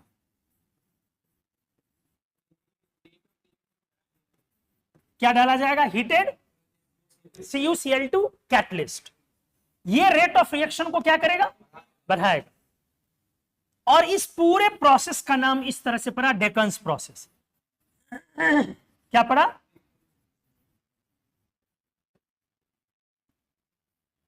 कई बार एग्जाम में जो छोटे मोटे एग्जाम होते हैं, मतलब जिसमें लेंदी बहुत ज्यादा क्वेश्चंस नहीं पूछे जाते हैं, जैसे लाइक नीट, छोटे मोटे नहीं बोलना चाहिए, sorry I am taking my words back, मतलब जहां बहुत लेंदी करके चीजों को नहीं पूछा जाता।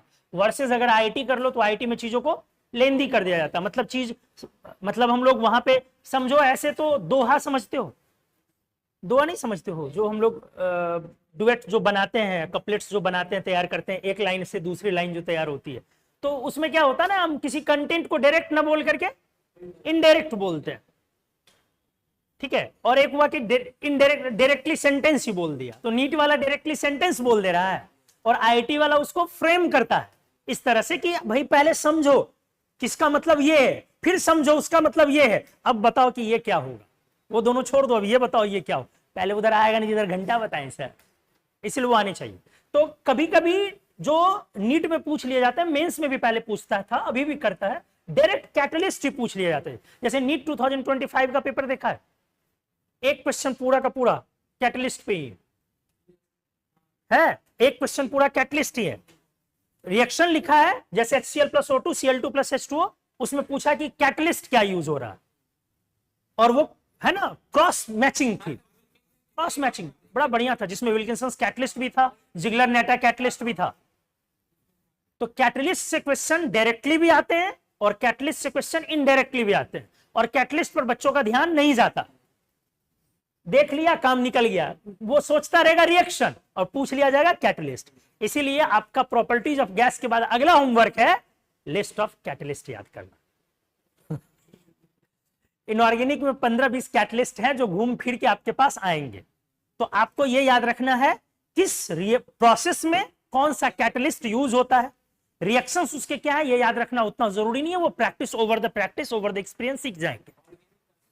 हाँ, ऑर्गेनिक वाले में भी जैसे जिगलर नेटा कैटलिस्ट कहाँ यूज होता है, CuCl2 कैटलिस्ट कहाँ यूज होता है, आयोडीन कैटलिस्ट कहाँ यूज होता है, पढ़ाया भी है हमने। तो एनीवेज इस प्रोसेस का नाम क्या है, डेकन्स प्रोसेस। डेकन्स प्रोसेस किससे क्या बनाया जाता है, क्लोरीन। डेकन्स प्रोसेस से क्या बनाया जाता है, क्लोरीन। और डेकन्स प्रोसेस में कौन सी कैटलिस्ट यूज की जाती है, CuCl2। अगर हीटेड कोल्ड दोनों ऑप्शन रहे तब हीटेड पे जाएंगे, नहीं तो CuCl2 आप याद रख सकते। कितने लोग को आ गया समझ में। ये क्लोरीन का क्या है, प्रिपरेशन मेथड है या manufacture method. What is the difference between preparation and manufacture. Large scale पे मैन्युफैक्चर और छोटे स्केल पे जो लैब में करवा लेते हैं प्रिपरेशन। तो ये क्लोरीन का क्या है, मैन्युफैक्चर मेथड।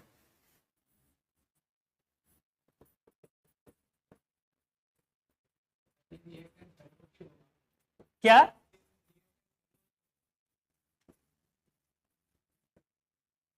ठीक है, क्योंकि क्लोरीन अच्छी रिएक्शन, क्या बोला छोटू आपने, ये रिएक्शन स्लो। अच्छा, इसका पूछना है सर ये रिएक्शन स्लो क्यों होगा। स्प्रिंग कभी खींचे हो, स्प्रिंग तो अगर कहीं बंधा हुआ और खींचते हो और एक रस्सी खींचते हो तो क्या दोनों रिएक्शन एक ही तरह की होती है क्या। किसमें आपको लगता है कि स्लो रिस्पॉन्स है, स्प्रिंग को खींचने में। क्यों, क्योंकि वो आप इधर खींचते हैं और वो एग्जैक्टली आपको बैक खींचता। इस रिएक्शन का उल्टा साइड देखो तो एक बार, कुछ समझ में आया क्या है, होने लायक है कि नहीं है। अरे उल्टा साइड, Cl2 प्लस H2O होता है रिएक्शन, नहीं होती है, नहीं होती है। क्लोरीन के वाटर से रिएक्शन नहीं होती है।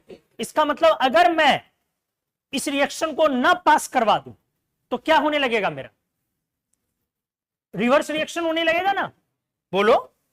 मतलब HCl क्लोरीन वाटर से रिएक्ट करेगा, ऐसा होने लगेगा। लेकिन यहां पर पॉइंट क्या है, वाटर सफिशिएंट है या नहीं है, नहीं है, बस इसीलिए हम बचे हुए हैं। अरे कुछ आया समझ में, ये रिएक्शन तो हो ही नहीं सकता था अगर ये पूरा का पूरा कहां पे जाएगा, एक्वस सॉल्यूशन में, क्योंकि क्लोरीन तब छोड़ेगा वाटर को जी। क्लोरीन तो वाटर से इमीडिएट रिएक्ट करेगा। ये रिएक्शन हो क्यों रही है, क्योंकि क्लोरीन जो बन रहा है और वाटर जो यहां आ रहा है, ये वाटर का अमाउंट, ये सॉल्यूशन नहीं है। क्लोरीन गैस बाहर निकल जाएगी, वाटर जो थोड़ा बहुत अपना पड़ा हुआ है, हल्का फल्का अपना वाटर रहेगा। ये कह सकते हैं इस तरीके से कि मॉइस्चर कह सकते हैं। आया समझ में। तो रिएक्शन के बैक होने का अंदेशा है, इसीलिए ये रिएक्शन इधर से इधर स्लो जा रहा। चलिए,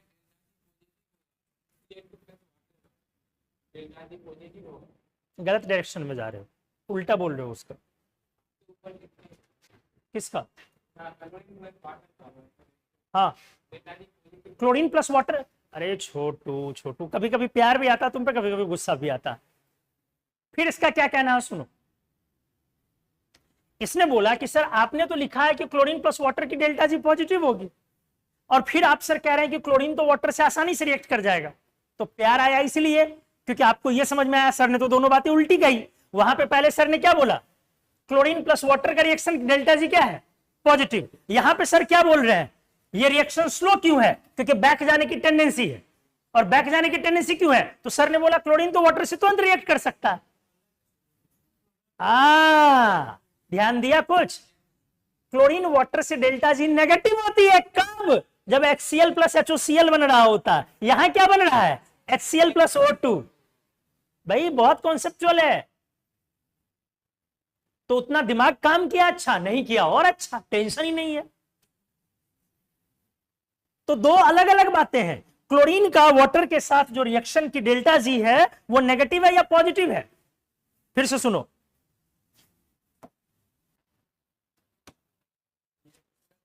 तुम लोग इसको एक बार तो पहले दोनों को थैंक यू बोलो, बोल लो एक बार।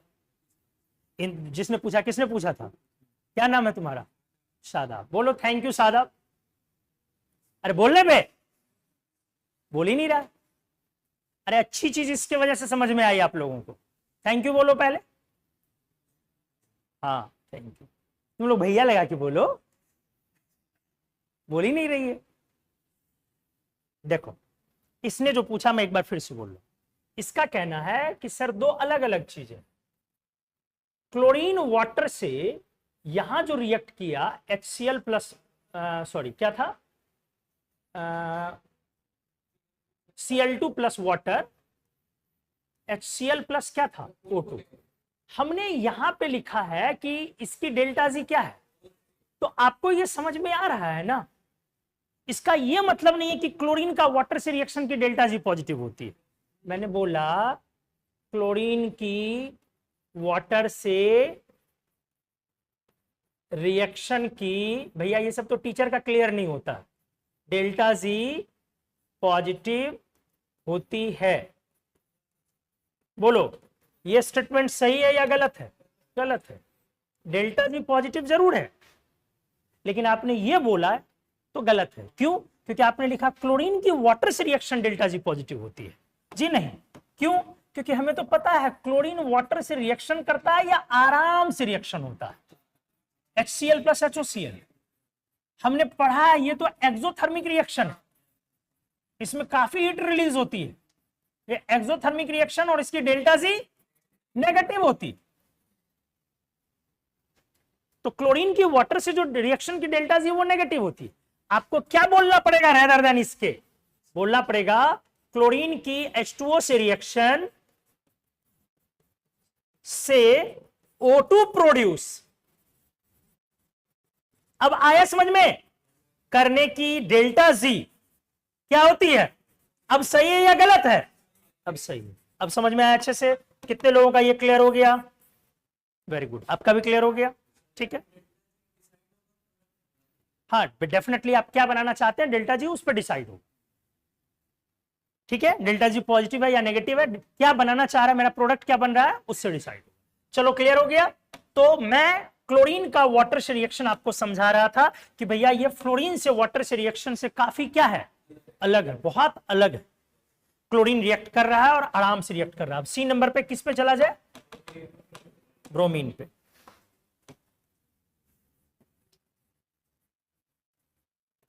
क्या कहानी थी इस बार? बोलो। Partially soluble in cold water, partially soluble in cold water और fairly soluble in. Reaction pattern वही था। क्या रह जाएगा दोस्त reaction pattern? Bromine plus H2O, HBr plus HOBr। हालांकि ये सॉल्युबल एसिड्स हैं लेकिन रिएक्शन बैक भी जाएगा। लेकिन वहीं पर अगर आपने Br2 प्लस H2O हॉट किया, क्या बनेगा? HBr plus HBrO3।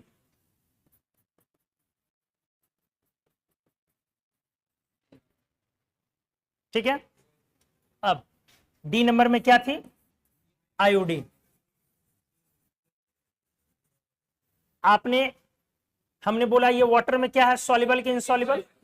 हालांकि हाइड्रेट बनाता है insoluble in water, dipole ID से हाइड्रेट बना लेता। I2 प्लस H2O की रिएक्शन हमारी एक्सपेक्टेड क्या थी वैसे? HI प्लस HOI कोल्ड में HOI। लेकिन ये रिएक्शन हो पा रही है या नहीं हो पा रही है? तो इस रिएक्शन की डेल्टा जी मुझे क्या लिखनी है? नेगेटिव लिखनी है या पॉजिटिव लिखनी है? क्या आया आपको समझ में? मतलब ये रिएक्शन हो रही है या नहीं हो रही है? इसको करवाने के लिए मुझे और कुछ डालना पड़ेगा, एल्कलीज वगैरह पढ़ाया था जो बाद में दोबारा आए। तो इस तरह से सॉल्युबिलिटी किधर की तरफ गई? ऊपर या नीचे? ऊपर की तरफ ना, बोलो। ये पढ़ लिया था ना सॉल्युबिलिटी ऑफ हैलोजेंस। सबसे ज्यादा कौन सॉल्युबल है? फ्लोरीन। फिर और फिर और फिर यही था, हो गया।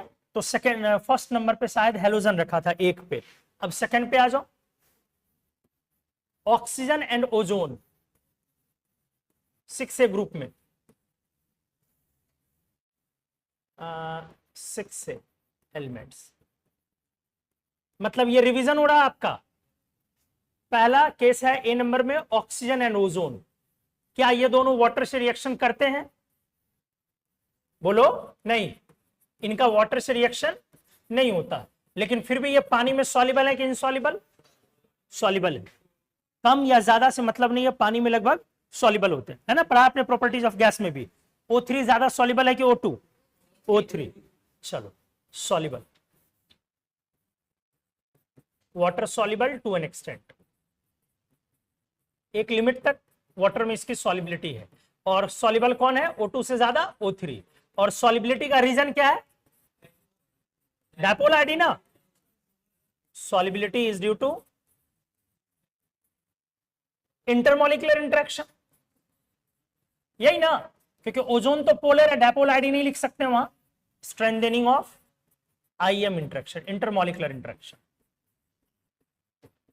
फिर से एक बार बोल रहा हूं, जो लाइन मैंने बोला था, कुछ लोगों ने पकड़ा, कुछ लोगों ने नहीं पकड़ा।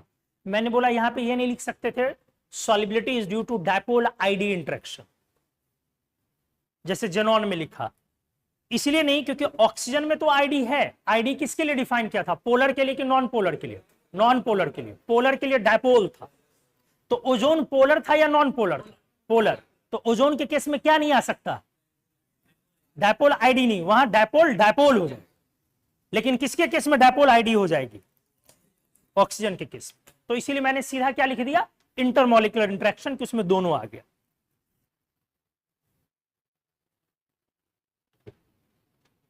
एक मिनट,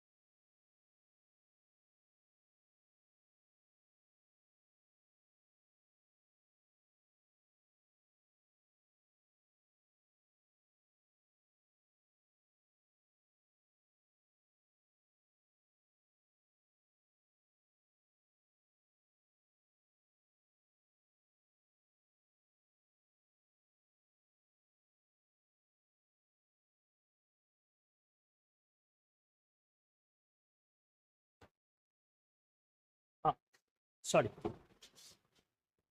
तो ऑक्सीजन ओजोन वाला हुआ सेकंड नंबर पे। अब इसमें कहा जाना चाहिए था? सल्फर, यहीं तक जाना था। सल्फर की क्या कहानी थी? सॉल्युबल बोला जाएगा या इनसॉल्युबल? इनसॉल्युबल। वाटर में पूछेगा सल्फर सॉल्युबल है या इनसॉल्युबल, क्या जवाब दोगे? इनसॉल्युबल। जो H2SSO2 बना था वो कोल्ड वाटर में था या हॉट में था? तो हॉट वाटर तो हम लोग नॉर्मल नहीं लेते हैं ना, कोल्ड वाटर की ना बात करेंगे। तो इनसॉल्युबल इन कोल्ड वाटर, या वाटर बोले। गैस है इसलिए या सॉलिड है इसलिए? सल्फर क्या है? सॉलिड है, तो पीपीटी रह जाएगा ना। ठीक है, रिएक्शन होगी या नहीं होगी? No reaction, remains as PPT ना, बोलो। ठीक। अब लेकिन सॉल्युबल इन हॉट वाटर, कैसे जी? सल्फर की H2O से रिएक्शन होगी, क्या बन जाएगी? H2S plus SO2। और ये दोनों कैसे प्रोडक्ट्स हैं? सॉल्युबल। तो solubility is due to formation of H2S and SO2। Sulphur वाली भी क्लियर है? किसी को कोई दिक्कत? चलो अगले पे आओ। तीसरा क्या हो गया हमारा? 7A 8A। 8A तो क्लियर है, कोई रिएक्शन नहीं करता है। 7A भी क्लियर हो गया। 6 से भी क्लियर हो गया। 5A में आ जाओ, निकोजेंस। N2 क्या कहानी है बताओ? नाइट्रोजन। वाटर से रिएक्शन है या नहीं है? नहीं है। पानी में थोड़ा बहुत सॉल्युबल है या नहीं है? है। सॉल्युबिलिटी है ना जी, प्रॉपर्टीज ऑफ गैस में पढ़ा है ना। तो आप कह सकते हैं sparingly soluble, solubility is due to, बोलो, इंटरमॉलिक्यूलर इंटरेक्शन या रिएक्शन? इंटरमॉलिक्यूलर इंटरेक्शन ना। ठीक है, अगला एलिमेंट क्या लिया जाए? फास्फोरस। कौन सा फास्फोरस ले रहे हो? P4, मतलब व्हाइट रेड ब्लैक, क्या ले रहे हो? व्हाइट। No reaction. पहला रिएक्शन है या नहीं है? नहीं। अगला पॉइंट, जब रिएक्शन नहीं है तो रह जाएगा remains as PPT, that is soluble बोला जाएगा या इनसॉल्युबल? अब अच्छे से देखिए, क्लियर हो गया? ये पहले भी किया था और पढ़ाया था NaOH में जाके सॉल्युबल होता है, तो वो तो रिएक्शन फिर से आने हैं। बेंजीन में सॉल्युबल होता है, CS2 में सॉल्युबल होता है। आइए पॉइंट देखिए, with continuous flow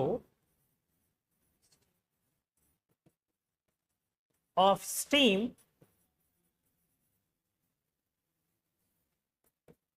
over heated P4 in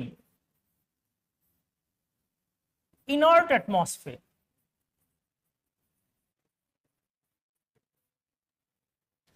with continuous flow of steam over heated P4,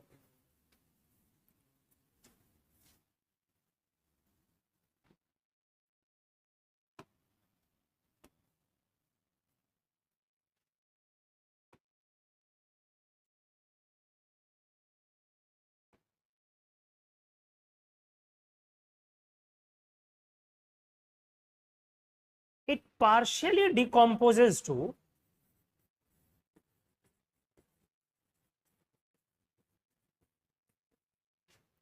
hypophosphorus acid and phosphine.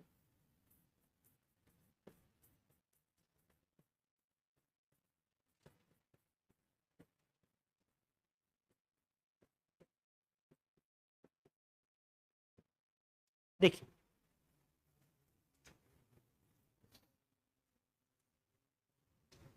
छोटो पीछे का नोट्स कभी नहीं पलटना और लेके भी नहीं आना है और घर पे भी नहीं देखना, इससे आपका नुकसान होगा। हाँ ठीक है, कोई दिक्कत नहीं है, बोलो। समझ में आया कुछ? पहले देख लो अच्छे से।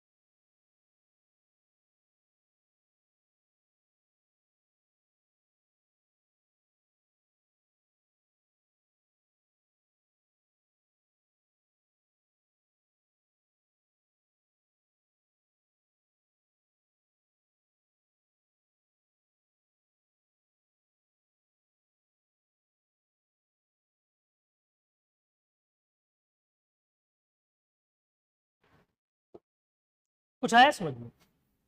मतलब अगर एक इनर्ट एटमॉस्फेयर क्रिएट कर दूं और उस पे अगर हमने व्हाइट फास्फोरस रख दिया है, ये मेरा P4 है, और यहां पर वाटर जो है वो किस फॉर्म में है? स्टीम। इसको ऐसे ना बना करके ऐसे बना दे रहा हूं। मान लो मैं इस पे इसको हीट करते हुए, ये मैंने हीट किया और यहां पे मैंने किस चीज का फ्लो डाला? स्टीम का, और इस पूरे को क्या एयर में है या नहीं? नहीं, एयर में है, नहीं तो ऑक्सीजन P4 से रिएक्ट कर जाएगा, आपको याद होगा, कर जाएगा ना। तो यहां पे मैंने क्या रखा है, थोड़ा इनर्ट एटमॉस्फेयर, और इनर्ट एटमॉस्फेयर के लिए क्या ज्यादा यूज करते हैं, हीलियम नियन या आर्गन क्रिप्टन? आर्गन क्रिप्टन, क्योंकि वो दोनों बहुत ज्यादा इनर्ट हो जाता है, इनर्ट एटमॉस्फेयर आर्गन क्रिप्टन। तो अब हमने बोला कि पार्शियली डिकम्पोजेज, अब ये P4 हमारा H2O से रिएक्शन कर सकता है, कर रहा है, यहां जो चेंजेस हैं वो हो रहा है H3PO2 प्लस PH3 का, फॉस्फीन का। लेकिन इस रिएक्शन की भी डेल्टा जी क्या है, पॉजिटिव, क्योंकि हमने बहुत एफर्ट लगाया है, बहुत हीट वगैरह किया है, तो इस रिएक्शन की डेल्टा जी हमारी क्या है। इसीलिए ऐसा हुआ था कि P4 NaOH में जाके सॉल्युबल हुआ, याद आया? P4 कहां सॉल्युबल था, एल्कलीज में था। तो एल्कलीज हमारा बेस है, स्ट्रॉन्ग बेस है, तो अगर हमने इसमें NaOH डाला तो सोचो NaOH किससे रिएक्शन कर जाएगा, एसिड से, तो वो एसिड को कंज्यूम करना शुरू कर देगा, और एसिड बेस रिएक्शन स्लो होते हैं या बहुत फास्ट होते हैं, इसीलिए NaOH में बहुत तेजी से P4 का रिएक्शन हुआ था। अगर हमने ऑन एडिशन ऑफ NaOH, अगर हमने NaOH को ऐड किया तो NaOH किससे रिएक्शन कर सकता है, H3PO2 से। H3PO2 मेरी क्या है, एसिड है, ये मोनोबेसिक एसिड है, पढ़ोगे आगे। मोनोबेसिक एसिड मतलब एक ही H प्लस देती है, जैसे H2SO4 डायबेसिक है, ये ट्राइबेसिक नहीं है, ये मोनोबेसिक। तो बोलो क्या देगा, एक H प्लस हट जाएगा, तो क्या बचेगा, H2PO2 माइनस की प्लस, माइनस H प्लस निकाला, तो H2PO2 माइनस, और उस पर लगा Na प्लस, तो क्या बन गया ये NaH2PO2 ना। मतलब फाइनली NaOH प्लस, अगर मेरे को बोला गया P4 एक्वस हीट कर दो ध्यान से, तो अब मैकेनिज्म को समझा जाए। P4 वाटर की तरफ गया, क्या बनाया, H3PO2 प्लस PH3 बनाने की टेंडेंसी रख रहा है, NaOH इस टेंडेंसी को बढ़ा रहा है, और NaOH कंज्यूम कर रहा है किसको, H3PO2 को, तो कंज्यूम करके क्या बना दे रहा है, NaH2PO2, और कौन सी गैस बच गई, प्लस फॉस्फीन। क्या ये रिएक्शन आपने पहले पढ़ा है, करवाया है कि नहीं करवाया, फिर से देख लो, आया समझ में। इसीलिए बोला गया था P4 is soluble in NaOH।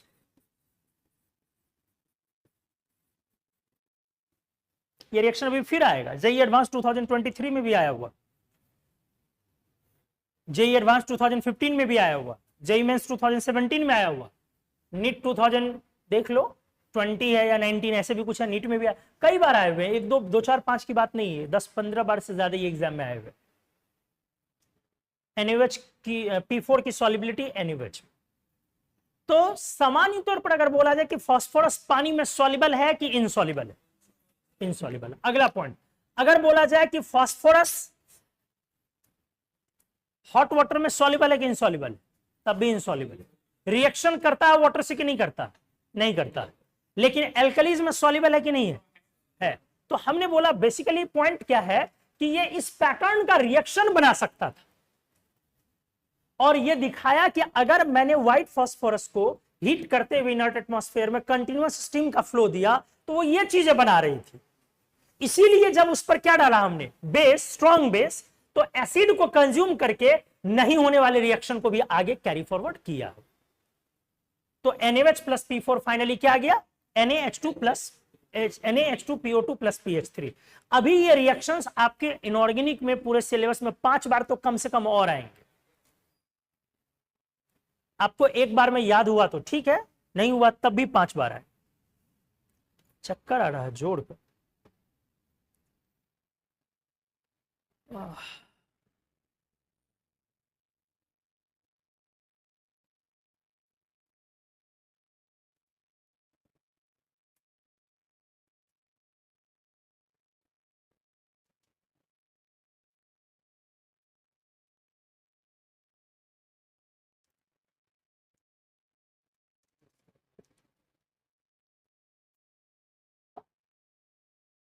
आइए, अरे फिर शुरू।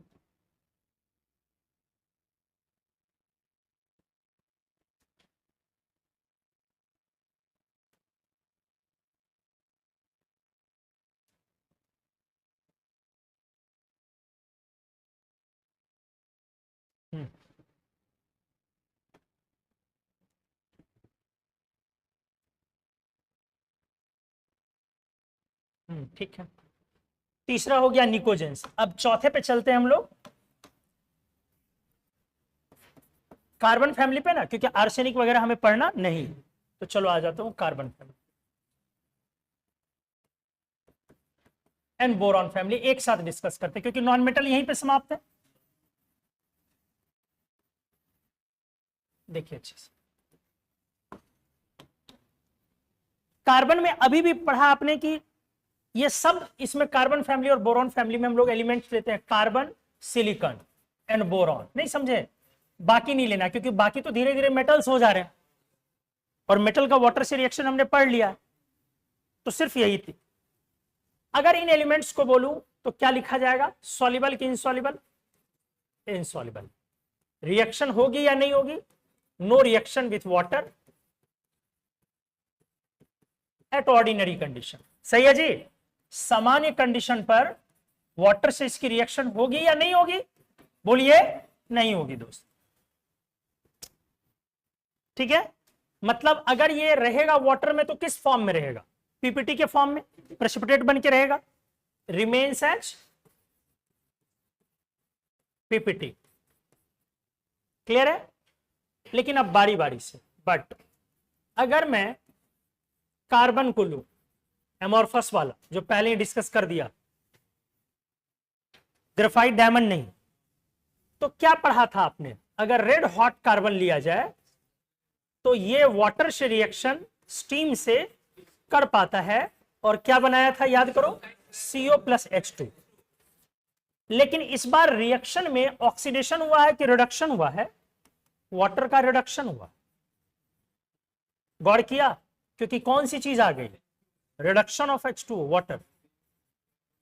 मतलब अभी तक का ये पहला नॉन मेटल है जो वाटर को रिड्यूस किया है या वाटर में रिएक्शन के बाद हाइड्रोजन दिया। बाकी अभी तक कोई भी नॉन मेटल हाइड्रोजन नहीं दे रहा था। Fluorine HF+O2, chlorine HCl+HOCl, bromine HBr+HOBr, iodine no reaction, sulphur गर्म करने पर H2S+SO2।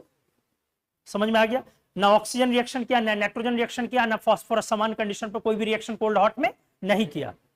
कार्बन पहली बार कर रहा है रेड हॉट फॉर्म में, स्टीम के साथ अगर कर भी रहा है तो CO+H2 दे रहा, मतलब हाइड्रोजन दे रहा। अगर मैं बोलूं सिलिकॉन मेटल, नॉन मेटल है, अगर एग्जैक्टली बोलूं कि मेटल है कि मेटल वाइड है, अगर एग्जैक्टली बोलूं तो नॉन मेटल है कि मेटल वाइड है? मेटल वाइड है।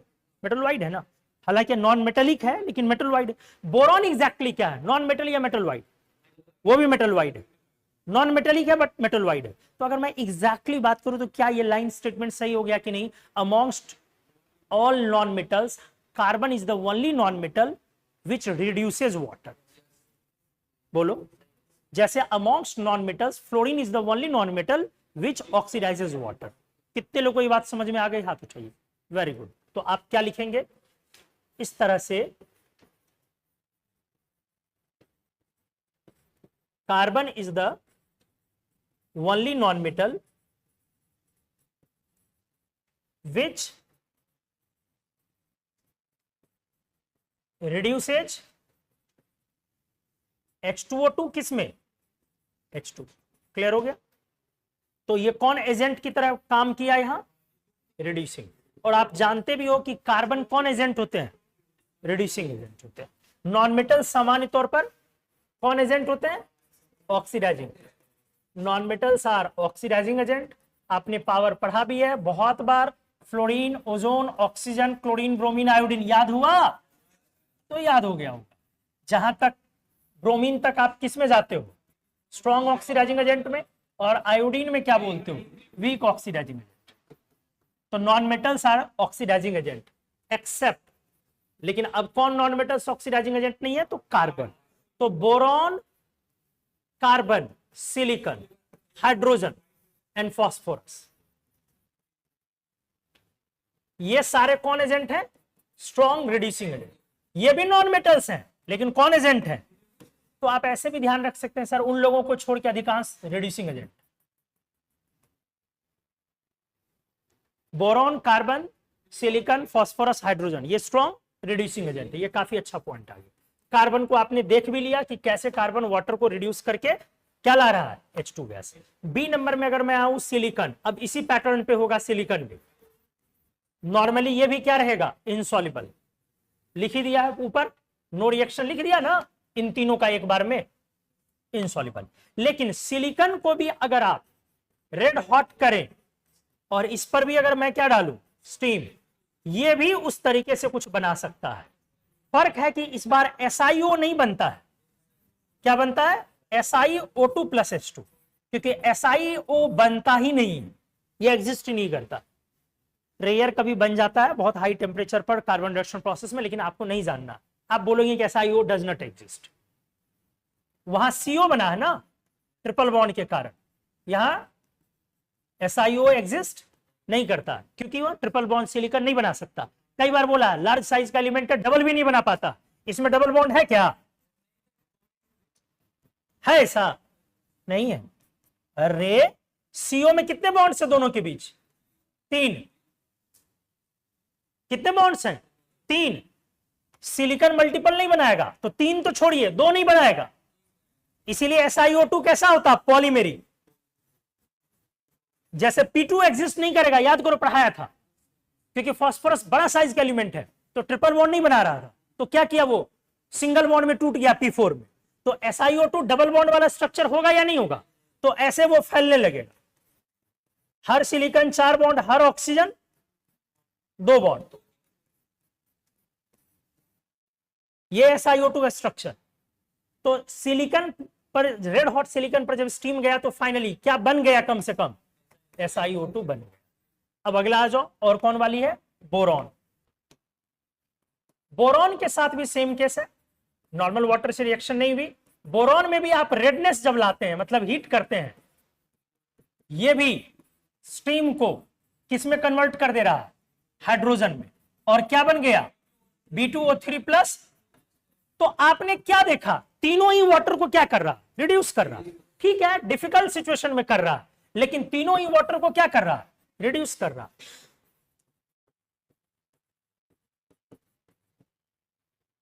क्लियर हो गया? तो इस तरह से, बाकी तो कोई नॉन मेटल है नहीं। अगर मैं नॉन मेटल्स की बात करूं वाटर के साथ, कंक्लूजन में लिख रहा हूं आपके साथ। पहला पॉइंट, ऑक्सीजन सिर्फ कौन देगा? Only fluorine. दैट इज, ये ऑक्सीडेशन ऑफ वाटर था कि reduction of water? Oxidation of water. Clear है जी? अगला, हाइड्रोजन कौन देगा? Boron, silicon and carbon. अगर मैंने इन दोनों को ले लिया किसमें? नॉन मेटल में। अब यहां पे क्या हुआ था? ऑक्सीडेशन की रिडक्शन, रिडक्शन ऑफ वाटर। बोलो।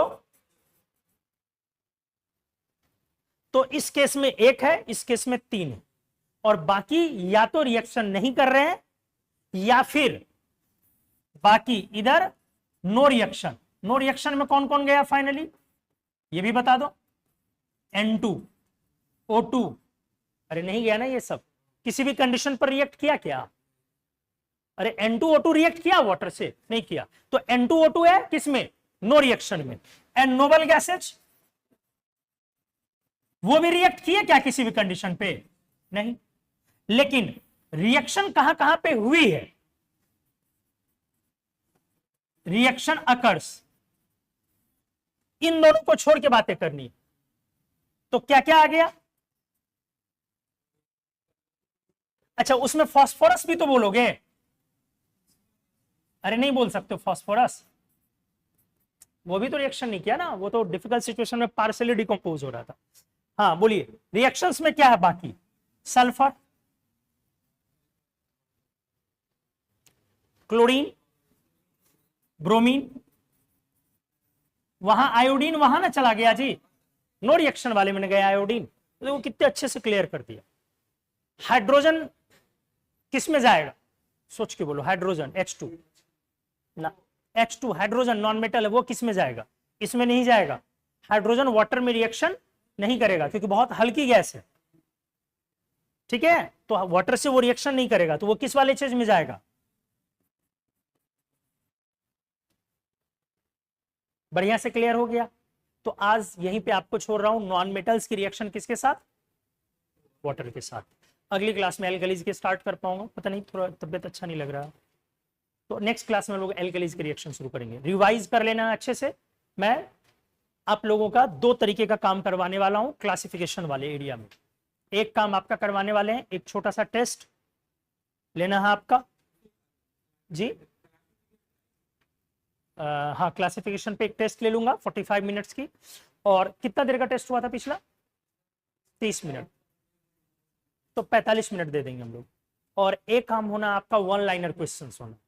वन लाइनर क्वेश्चन का मतलब समझ रहे हैं, वन लाइनर के लिए आपको 2-3 दिन का, 2 दिन का, 3 दिन का टाइम दे रहा हूं आज से। मतलब आप मान के चलो वो टेस्ट नहीं होगा, वो डायरेक्ट डिस्कशन होगा, वो टेस्ट नहीं होगी, वन लाइनर में डायरेक्ट डिस्कशन होगी, मतलब वो कोई टेस्ट नहीं है। आपको पूरा क्लासिफिकेशन को रिवाइज करके आना है।